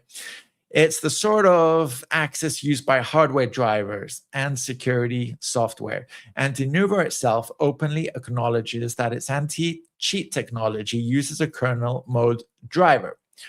So drivers, to you guys, are things you install to give like hardware permissions and stuff like that. It's not on the surface. And here's Denuvo's own explanation over here. And basically it's saying you're giving highly privileged software access to your operating system because a game publisher wants a stronger protection against cheating, right? It's all for security. It's all for your benefits. That's a significant trade-off. And security researchers have raised concerns about the broader privacy and security implications of kernel-level anti-cheat systems. So when somebody says Denuvo is invasive, that criticism has a legitimate technical basis when we're talking about kernel-level anti-cheat. You're putting software extremely close to the core of Windows. And that creates a bigger security question, because if ordinary software is compromised, that's one thing. If highly privileged kernel software is compromised, the potential consequences can be considerably more serious. But let's be clear, this does not mean Denuvo has been proven to be malware or spyware. The stronger argument is actually much more interesting. Why does a video game need software with this level of access to your operating system? So, Denuvo anti-tamper is DRM game protection, while Denuvo anti-cheat is anti-cheat kernel security. And the distinction is absolutely critical, because you'll often see people saying Denuvo runs at kernel level and then using that to describe every Denuvo product. That's misleading. Denuvo anti-tamper and Denuvo anti-cheat are different products. The kernel mode driver is associated with anti-cheat. Denuvo's own documentation describes anti-cheat system as using kernel level security, right? And Denuvo says the driver does not simply run continuously in the background. It says the driver runs while the protective game is active. But that doesn't eliminate the privacy debate, because the question isn't simply, is it running all the time? The question is, why should a video game need this level of access to my operating system in the first place? And that's where the criticism becomes much more interesting. So this ultimately... this is the ultimately this is the philosophical problem with modern DRM, which is direct rights management. A publisher says we need to protect our game. The DRM company says we'll make it harder to crack. But the gamer says, hang on, I paid for this, right? And now the paying customer may have to accept DRM, activation, online checks, hardware identification, performance, overhead, and in the case of certain anti-cheat systems, highly privileged software, all because someone else might pirate the game.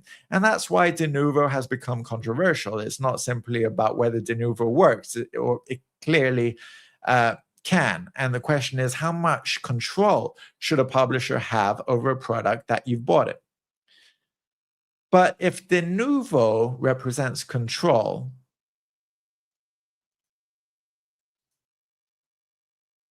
there are people whose entire reputation was built around breaking that control. And this is where we enter the underground world of game cracking. One of the most famous names, Voxy. Should I say like AXO for movies? But anyway, let's go to Voxy, right? So Voxy was a Bulgarian game cracker who became famous for defeating Denuvo. He became one of the most visible figures at the scene. And then in 2018, the police came knocking. Bulgarian authorities raided his home following a complaint from Arday. Voxy was arrested, and suddenly the Denuvo story wasn't just about computer code. It was about law enforcement, corporate power, copyright, and the consequences of trying to defeat commercial DRM. So this is an article from Engadget reporting that. And the message was obvious. Denuvo wasn't playing around, and neither were the people trying to break it. So was that the end of Voxy? And it said a 21-year-old man had been arrested. So I guess that was Voxy. So Voxy, meanwhile, told Crackwatch that his cracking career is probably over. Sadly, I won't be able to do what I did anymore. I did what I did for you guys, and of course, because bloated software in our game shouldn't be allowed at all. Maybe someone else can continue my fight. Now, I'm going to be talking about bloated software in a second. Is that it? Did Denuvo win? Then came one of the strongest, or should I say strongest personalities or strangest personalities in the entire story. Empress became famous. Empress, right? Empress became famous because she, or the person with that name, like we don't know if these are like males or females, became famous because she could not, or or actually she did defeat versions of Denuvo that other crackers struggle with. And while we're talking about major AA games, some of the games Empress is known for cracking is Resident Evil Village, Assassin's Creed Valhalla, Deathloop, Hogwarts Legacy, Star Wars Jedi Survivor, Monster Hunter Rise, Persona 5 Royale, and many others. For the piracy community, this was huge because sometimes a major game would mean would remain protected and protected and protected. And then when everybody thought the game could not be cracked, Empress would appear. And suddenly Denuvo had been defeated. But what made Empress different wasn't just technical ability, it was the personality. Empress was extremely outspoken, provocative, confrontational, and frequently involved in conflicts with other crackers and piracy communities. She developed something approaching a cult following. Some people viewed her as the ultimate anti-DRM figure. Others considered her behavior toxic and bizarre. Either way, she became famous. The story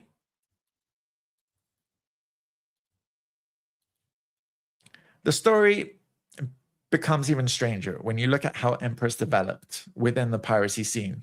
The Reddit's hobby drama investigation into her rise provides a fascinating look at the drama surrounding her. Empress wasn't simply another anonymous cracker. She developed a very distinctive online identity. She attacked other crackers, she attacked piracy communities, she attacked game developers, and sometimes even the people supporting her. But underneath the drama was a serious technical achievement. She was defeating protections that had become increasingly difficult to bypass. And that's what made her extremely valuable to people waiting for major games to be cracked. Her story became a bizarre combination of technical skill, internet celebrity, ideology, personality, and piracy. She essentially became a symbol of the Denuvo versus crackers arms race, like a type of celebrity, if you will. So if anyone's interested in like the history, like feel free to check this out. Hobby drama on Reddit and the rise of Empress. So, and then there's another name that almost everybody is familiar with PC piracy has encountered, Fit Girl. Fit Girl is a repacker, right? Like with the icon, I think of Amélie Poulain, you know that movie, Amélie? And so Fit Girl and Empress aren't doing the same thing. So while Empress became famous for defeating DRM, Fit Girl became famous for repacking games. A repacker takes an already cracked game and compresses it into a much smaller package. So what Fit Girl was doing was basically deleting all the bloatware, deleting all the waffle from the game, like empty space, kind of like defragging or WinZipping it. But actually, the game is able to install without losing anything. But for some reason, it had a lot of like air or bloatware. So sometimes like a game could be, I don't know, 50 gigabytes, and Fit Girl would reduce it. I'm just giving you guys like a guesstimate, would reduce it to like 35 gigabytes. So anyway, a repacker takes an already cracked game and compress it into a much smaller package, and then can make enormous games dramatically easier to distribute. So you can think of the ecosystem like this. Denuvo builds a lock, crackers try to break the lock, repackers take the unlocked game and make distribution more efficient. And suddenly you've got an entire underground ecosystem. Now, let me tell you guys that I can only assume that all games get cracked at some point. It's just that Denuvo delays all this stuff. And so this brings us to the real battle. Denuvo evolves, crackers evolve. Denuvo becomes harder, crackers develop new techniques. The publisher spends money on protection. The cracker spends enormous amounts of time and money reverse engineering it, and the cycle repeats. It's an arms race, except instead of missiles, it's software. Instead of tanks, it's code. And the battlefield is your PC. The publisher's goal is to make the game commercially secure. The cracker's goal is to make the protection irrelevant.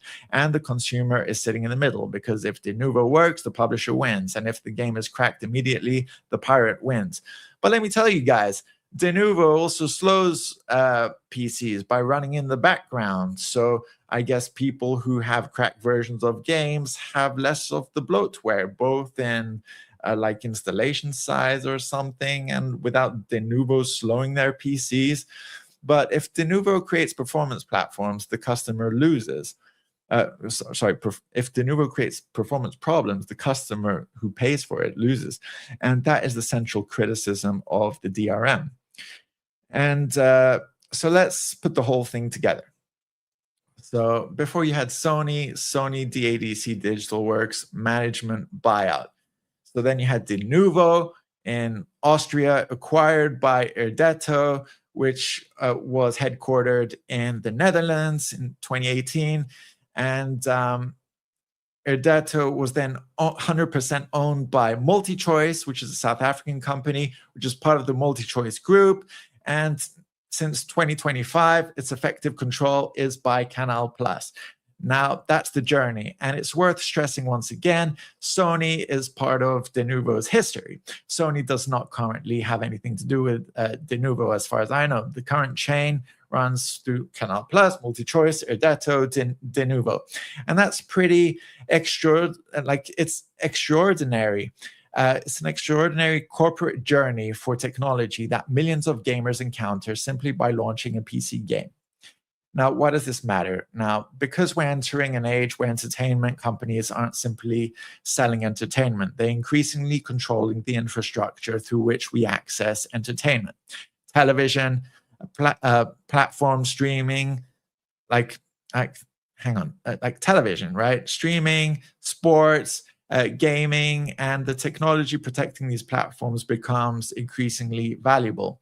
That's why Erdetto is interesting. It doesn't need to make the movie. It doesn't need to make the game. It can make the technology that protects the content, the technology that the technology that decides who gets access. And that's a very powerful position. And who really makes Denuvo? The answer isn't Sony. Sony is part of Denuvo's history. Denuvo emerged from a management buyout from Sony DADC Digital Works, but Denuvo left Sony's corporate structure. Then came Erdetto. Then it was acquired by Denuvo in 2018, like I said. Erdetto sits on the MultiChoice. MultiChoice is the South African entertainment giant behind brands including DSTV, GoTV, Showmax, and SuperSport. And then in 2025, Canal+ gained effective control of MultiChoice. So it's Canal+, MultiChoice, Erdetto, Denuvo. And that's quite a journey, right, for a piece of software sitting inside a PC game. And meanwhile, gamers have spent years fighting back. Voxy, Empress, FitGirl. I think FitGirl is Russian, if I'm not mistaken, but there's an entire ecosystem, if you take into account Voxy, Empress, FitGirl, that's built around defeating, cracking, and distributing games protected by systems like Denuvo, and that's the real story. Not that Denuvo is secretly proven spyware or anything, but Denuvo represents a battle over control. The publisher wants control over its intellectual property. The DRM company wants to make that control technically enforceable. Crackers want to defeat it. It's kind of like pirates in the past or Robin Hood or something like that. And gamers want to know why the person who legally bought the game has to live with the consequences. That's the weird thing out of all of this. Denuvo can introduce the performance overhead. And so basically, to understand what's happening inside your game, you have to look beyond the game itself. The game is bigger than the game. And I wouldn't be surprised if games like GTA 6 had some very expensive protection, at least for their single-player games. As far as I know, most multiplayer games cannot be hacked, but I might be wrong on that. So yeah, so that's about it for Denuvo. That was my deep dive on it. And let's move on to the React section of this ENDstream. Well, actually, let's start with the police, right? And over here, I'm going to start with this reel that shows a US police incident involving a stabbing suspect and a K9, you know, the police dog. The important point with these clips is that the dramatic footage normally represents only the final seconds of a much larger or longer police encounter, and without the original incident report, it's not really possible to establish, like from the reel alone, what happened beforehand, or why the police officers deployed the dog, or whether the suspect was ultimately charged, or what happened afterwards. Like, anyway, let's have a look.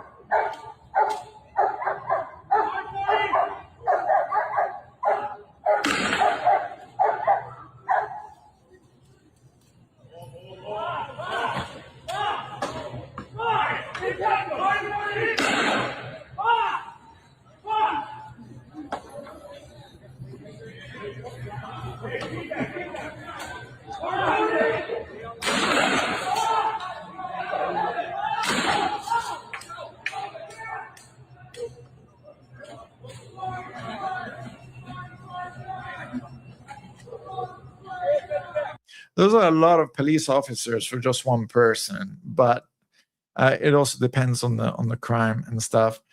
So over here it says police, they use non-lethal wounds, I guess rubber bullets, in an attempt to gain compliance before deploying the dog. And they brought the suspect to the ground like we saw. And apparently the suspect allegedly struck the victim in the head with a broken wooden cane before refusing commands from responding officers at the scene. So maybe it wasn't stabbing, that they hit somebody with this. All right, let's move on. So over here, the next one appears to show a U.S. police encounter to which an officer uses a taser while the vehicle is involved subsequently, like it drives away. The clip is essentially one of those chaotic roadside encounters where the short social media, like, again, it doesn't show the full story. Well, let's have a look.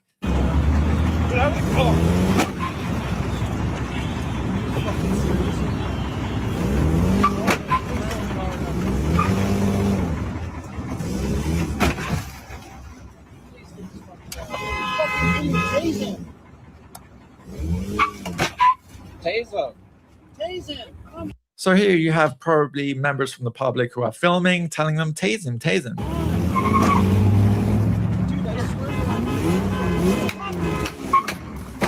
Why is this guy moving backwards and forwards? Did they handcuff him to the steering wheel?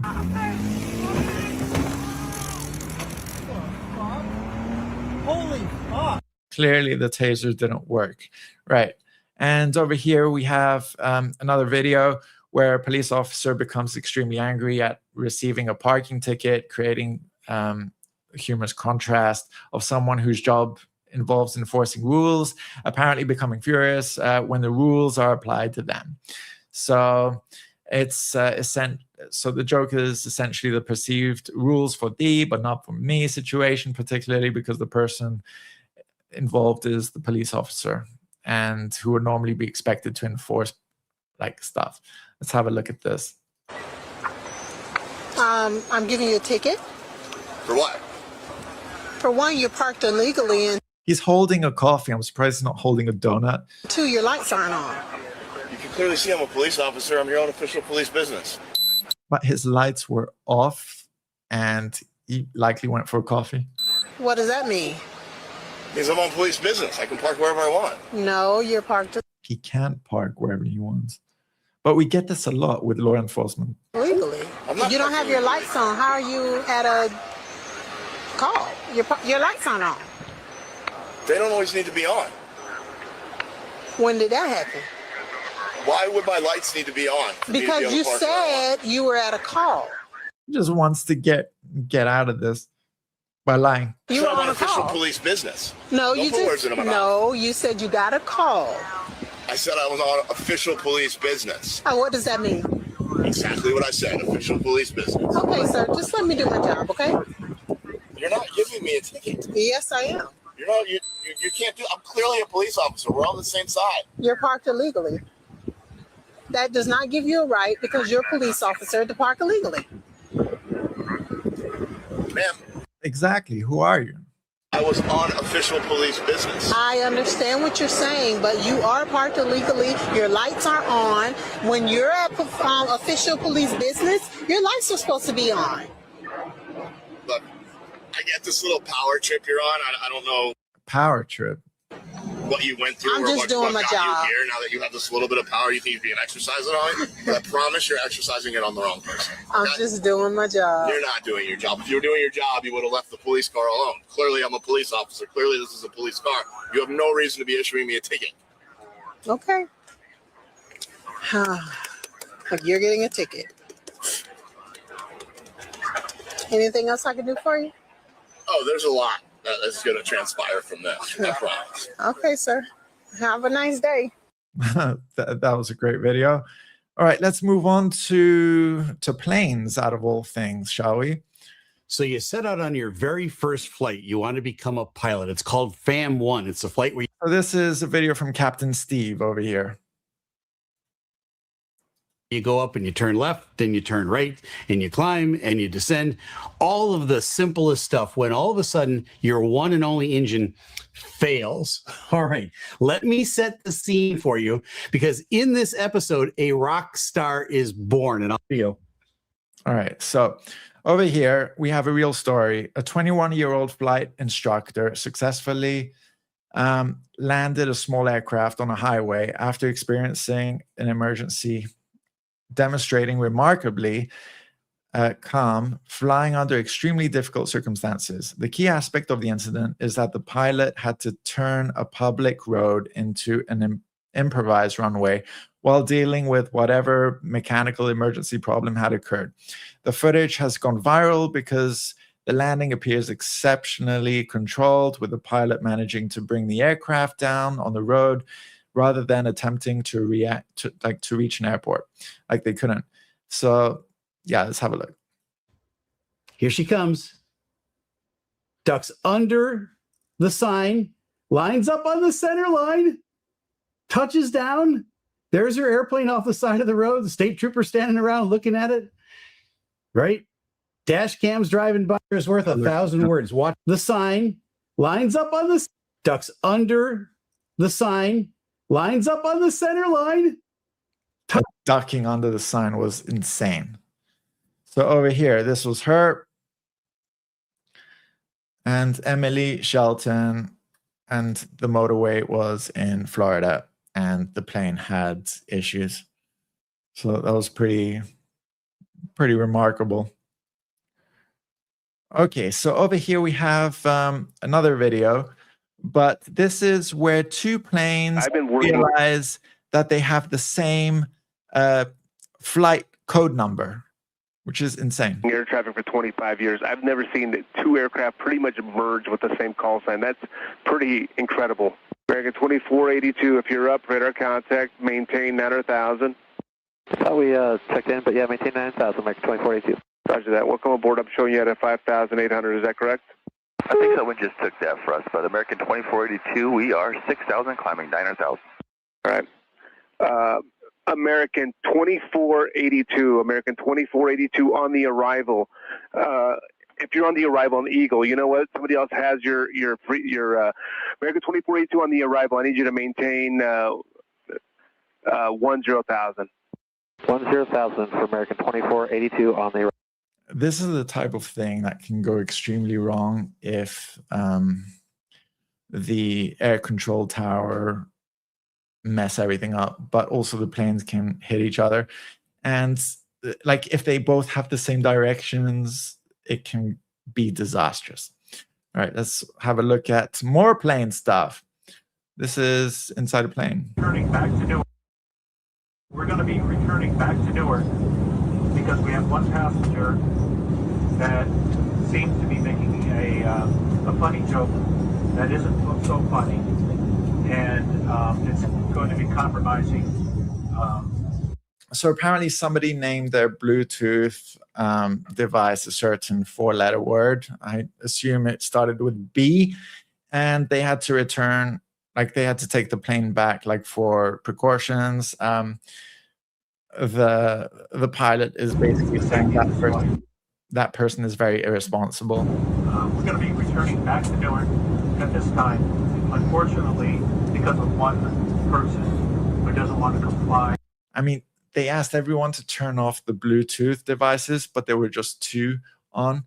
And the pilot says the feds would come on as well. I don't know if it makes a difference. With the instructions, and because of the foolishness of this one person that wants to make a joke, and it's not funny, and it's compromising the integrity and the safety of not only this crew, but all the other passengers. So at this time, unfortunately, we're going to be making our return back to Newark. The federal agents will be coming on board, and they will be doing a search for the person that thought this was funny, and which is a very serious issue, and we're not going to be taking this very lightly. So that's terrible for everybody being delayed and like being sent back and everything like that. Let's have a look at another one, which kind of reminded me of like Die Hard 2, you know, which was set in the airport. Travel by air, you know that this is the tag that gets put on any bag that you check in. We have uncovered a scheme that's happening after check-in. Corrupt employees at the airport are unsticking, look how easy it is. They're unsticking your tag and they're putting it onto bags that are filled with drugs. We have identified at least 17 cases where passengers have ended up in countries like the Dominican Republic, detained, Morocco, Philippines, Korea. And what they're being accused of is smuggling drugs because their name is attached to a bag filled with drugs. 16 of those 17 cases originated at Pearson Airport. There have been 6 arrests of ramp and baggage handlers in this past year. Wow. Okay. So we have like ramp and baggage handlers.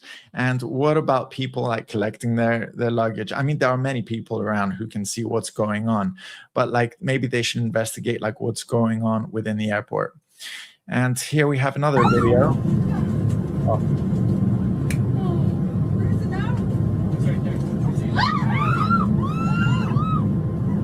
All right. So basically it's a lot of people like having a fuss, you know, jumping on seats. It kind of feels like there's a cockroach or a mouse on board. And in the end, it was a hedgehog.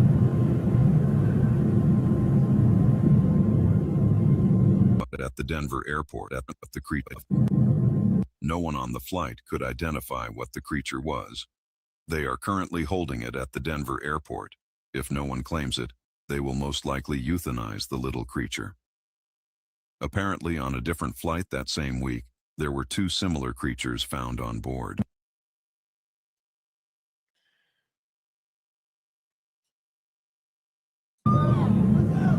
I mean, look at that. The guy is like on his seat. Why is everybody so afraid? Why are they so afraid? It's just pathetic. All right, let's have a look at what else we have.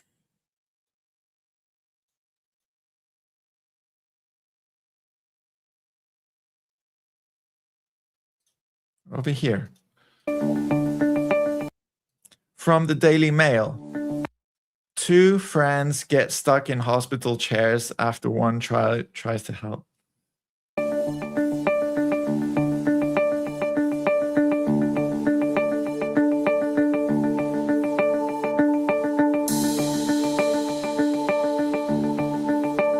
This cannot be real. Why did the other person go to put his head in here?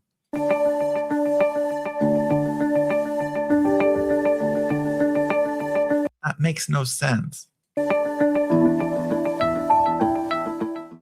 definitely not idiot-proof chairs. That's right.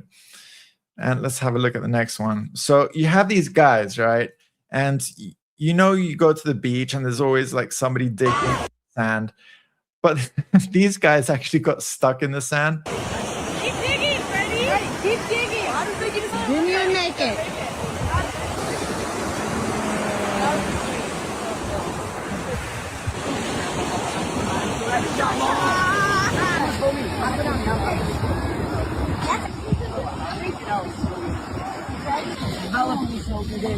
I need help.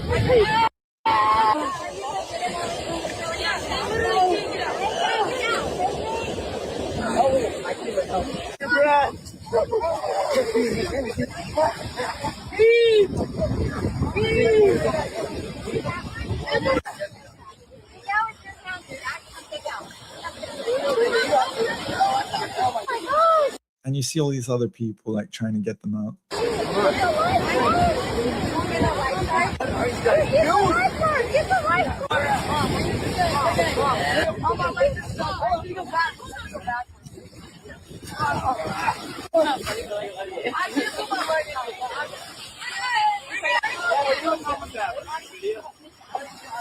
Can't we just like leave it like this? Survival of the fittest. Like some people are just doomed to go extinct.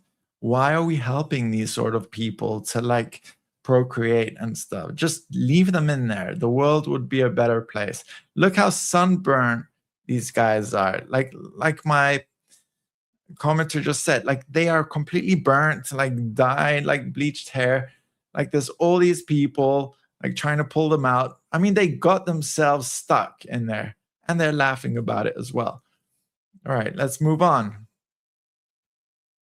What other craziness do we have to talk about? Oh, yeah. What the fuck? It's some Houston. Man, what the fuck? It's some Houston shit. Look at this shit. Look, he going to jail. He going to jail. What the fuck is you doing? You gotta be white. That's, man, ain't no. So you have cars racing, you have motorbikes racing, but this guy is on one wheel.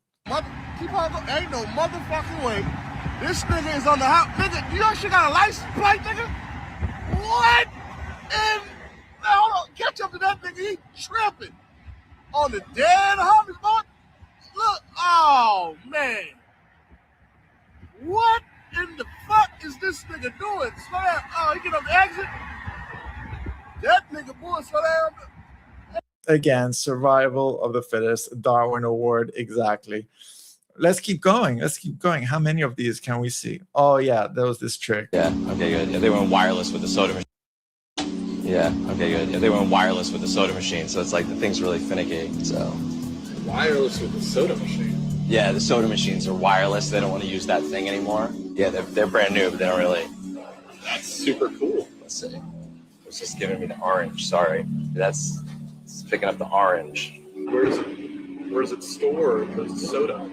Oh, we don't even store it in the building. We just like store it like off-site so that we don't have to be responsible for the Bluetooth sensor goes to the.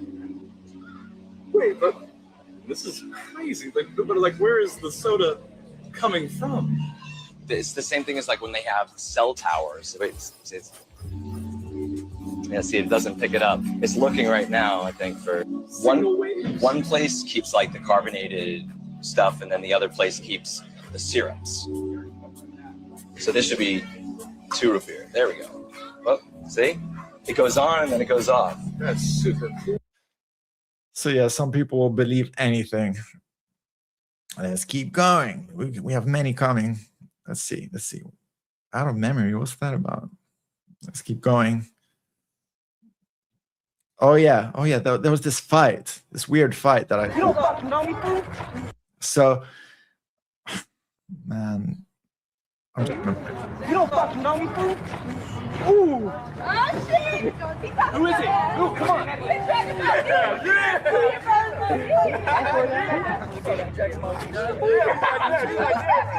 He's right there. Yeah. Jump this fool.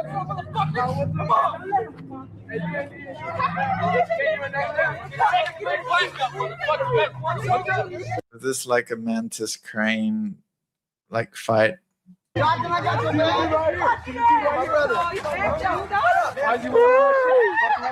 kind of like Karate Kid, you know, before he did the last scene, and then he does the thing.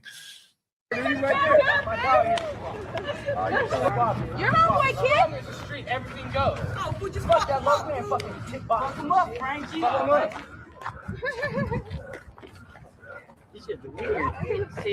Okay, who's gonna win? Who's gonna win? My bets are on the guy on the left is gonna win. Hey, dog, you ready? Even though he has like really long shorts, I don't think he has a belt on. Like, Get this good on video camera, eh? You won't see this shit nowhere else, dog. What the fuck? Oh, that was trying to jab you, Frankie. He came with. Keep going at that motherfucker, Frank. Keep going at him. Fucking. that was so weird. Ooh. Exactly. It looks like they're dancing. Like they did so many moves until like one of them happened to hit each other. Right. Over here, there was this one that I had to share. So this actually happened to me once. Like I climbed a really high fence when I was around 10 years old, like really high like this. And I tore my trousers at the back. But let's have a look at this guy. Il a failli se niquer, mais je crois qu'il va se niquer le skin.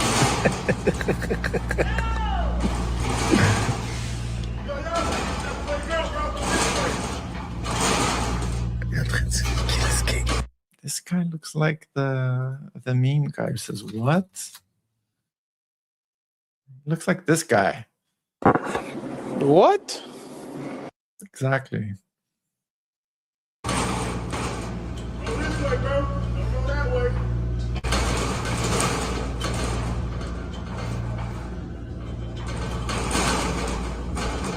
Okay, this was just the start. Il est bloqué.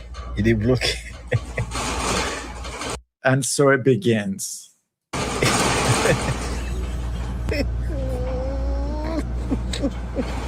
He has two different colored shoes, by the way.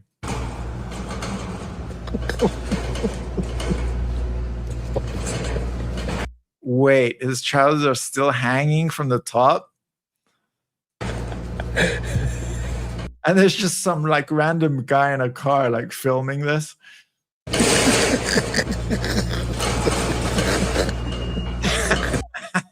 I mean, look at him. C'est pas possible. That was our award. I mean, this guy hanging. All right, next. What other thing are we gonna see? Oh, China. So, like I mentioned, in the Northern Hemisphere, it's summer. A lot of people went to the beach. We heard about the heat waves in Europe. Let's have a look at what's going on in China. Exactly. Imagine yourself hanging out like that. Exactly. Like the previous guy. Anyway, in China, check this out. Like, what the fuck is this? That is Life's a Beach.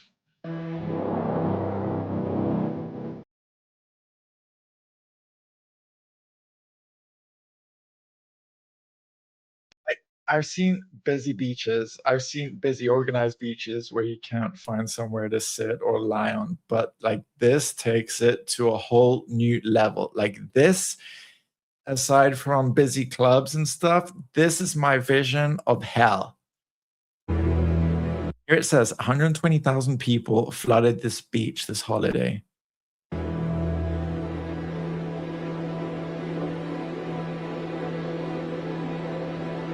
Indeed, this looks like a mass invasion. Like this is probably why aliens haven't come yet, apparently. So this is apparently in Shenzhen, where a lot of stuff is made. So yeah. So That was pretty intense. So thanks everybody for watching. And I just want to remind everyone that we were simultaneously streaming on YouTube, on Rumble, and on Kick. Be sure to follow our socials on X, Instagram, and Discord. And yeah, be sure to leave a like, share, comment, liking and subscribing and hitting that notification bell. It goes such a long way. Like today we've talked about so much, like from the US, what the US is doing, like with Trump and oil and Oman. We mentioned about Ukraine and all the loans it's getting and what's going on, like with wild berries, like why are they attacking like the Russian version of Amazon. We mentioned about like the state of Europe, like what happened with the wildfires, but also that the EU has no idea like where like the loans for Ukraine, like all the money is going to come from. We spoke about Turkey, and we mentioned about like a couple of deaths, one being Hayden Panettiere and all the grooming and her backstory, and like things should be done like about like the mental aspect of everything, and like Hollywood should kind of be aware of like grooming and what's going on like with kids. And we also mentioned about Elon Musk like wanting to build that $16.8 billion huge like plant, which is like numerous football fields width. I hope you enjoyed the deep dive.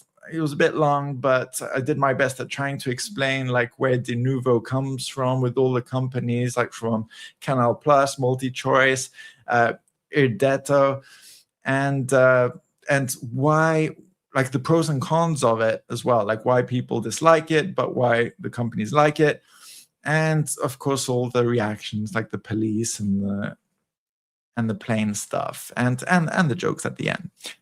So yeah. Be sure to subscribe, like, comment, to share. We have many videos coming out. We released a couple today, if I'm not mistaken. And so yeah, thanks for watching the end stream, and stay tuned. This one.